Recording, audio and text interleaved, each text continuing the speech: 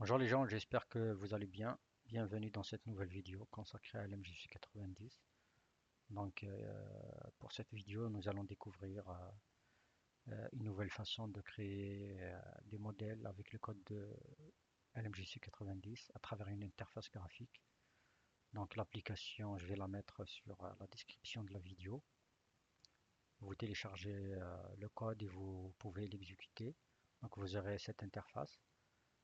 Cette application permet seulement de créer des éléments vraiment très basiques. Donc commençons par le menu. Donc j'en ai un menu qui contient des fonctionnalités de nouveau, d'ouvrir et de sauvegarder un projet. La barre d'outils, ça permet aussi de le faire ici.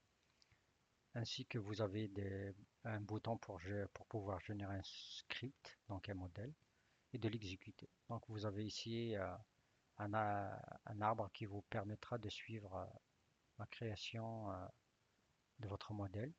Donc si je clique sur nouveau, je vais créer un nouveau projet. Vous voyez ici que j'en ai zéro pour tous les éléments. Donc si je clique sur l'onglet matériaux, donc je vais tomber sur les propriétés d'un matériau, donc qui est le nom, le type rigide et la densité. Donc je clique sur créer matériau pour pouvoir créer un premier matériau. L'onglet modèle vous permettra de créer un modèle. Donc il y a le nom rigide, physique c'est la mécanique, je veux implémenter un modèle mécanique. Les éléments c'est RxX 2D en dimension 2. Donc je clique sur créer. Donc ici ça apparaît sur l'arbre de création de modèle. Donc je poursuis sur l'onglet avatar. Donc j'en ai que la fonctionnalité rigide disk, j'ai implémenté que ça jusqu'à maintenant. Mais ça va venir pour tous les autres en deux dimensions et en trois dimensions, bien sûr. J'ai le rayon, je vais définir à 0,1, le centre 0,0. J'ai appliqué les matériaux que j'avais créés modèle ici. Et la couleur, je l'ai fixée à blue. Donc je crée un premier. Je pourrais créer un deuxième, donc 0,25. Par contre, cette fois-ci, je vais lui dire que je veux sur 0 et Y sur 1. Et la couleur, je vais la fixer sur la couleur verte. Voilà. Je crée un deuxième, donc vous pouvez voir que j'en ai deux.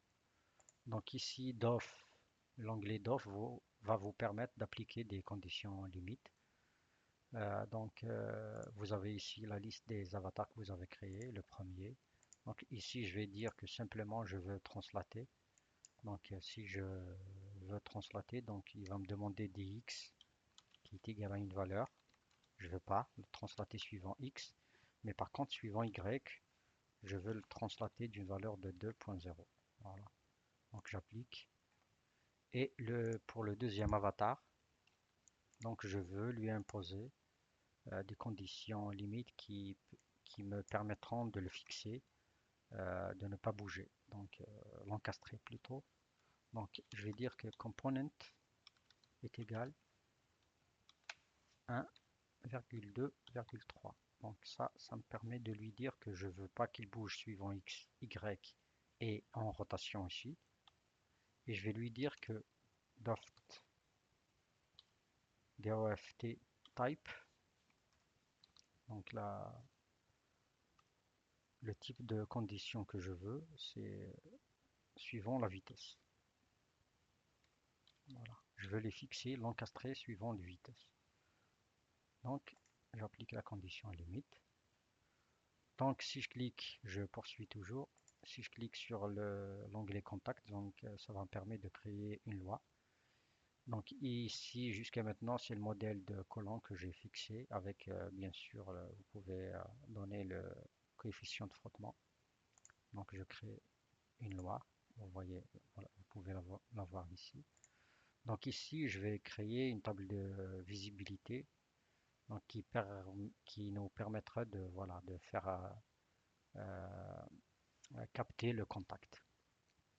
Donc pour le candidat, c'est un type de rigid body. Donc il y aura un rigid body de 3 dimensions, bien sûr. Le contacteur, c'est disque et la couleur blue pour le premier. Et l'antagoniste, donc j'en ai toujours un corps rigide, rigid body de dimension 2. Le contacteur, c'est disque. Et la couleur, j'ai défini la deuxième couleur, avatar à vert. Donc je vais lui dire vert. La loi, c'est la loi que j'ai créée dans l'onglet contact. Et l'alerte, donc la distance, c'est 0, je vais dire 0,1. Voilà.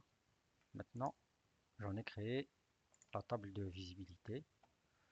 Donc je pourrais sauvegarder, donc je pourrais cliquer sur sauvegarder, donc choisir un répertoire, Dotbox, et sélectionner un dossier, donc il va pouvoir le sauvegarder dans un fichier JSON. Et donc ça va me permettre de, voilà, de générer le script derrière. Donc si j'essaye d'ouvrir le script, vous allez voir qu'il va vous générer, comme on le fait à travers des scripts Python, le modèle.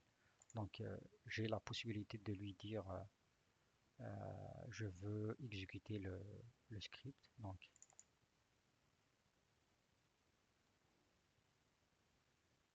et voilà, le script est exécuté, donc il va vous générer le datbox. Voilà. C'est la fin de la vidéo malheureusement, donc je vais continuer à implémenter petit à petit les grandes fonctionnalités de ce fameux code de calcul et on se retrouvera dans une nouvelle vidéo. Je vous remercie.